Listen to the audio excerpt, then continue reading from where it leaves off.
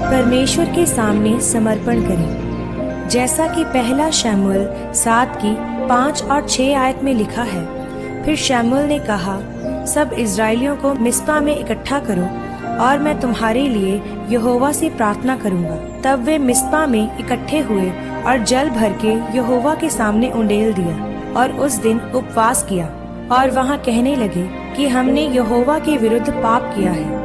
और शमूएल ने मिस्पा में इजरायलियों का न्याय किया। मेरे प्रियो, बाइबल में लिखा है कि पलिश्ती लोग इजरायलियों को बहुत सताते थे, उन्हें दुखी करते थे।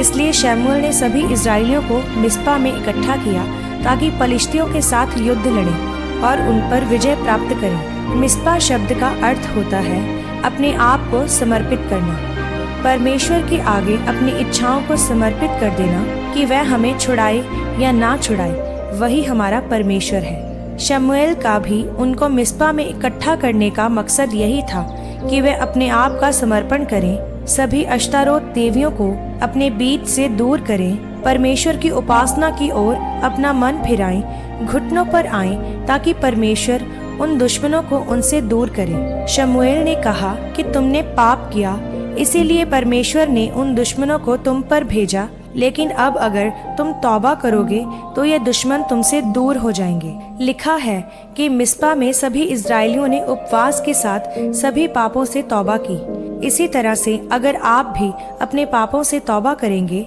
अपने आप को परमेश्वर के आगे समर्पित करेंगे, तो परमेश्वर आपको भी माफ करेगा और आपको आशीषित करेगा। तब आपका दुश्मन चाहे फिर गरीबी हो, चाहे दुष्टात्मा हो, चाहे वे श्राप हो, परमेश्वर हर श्राप पर आपको विजय दिलाएगा।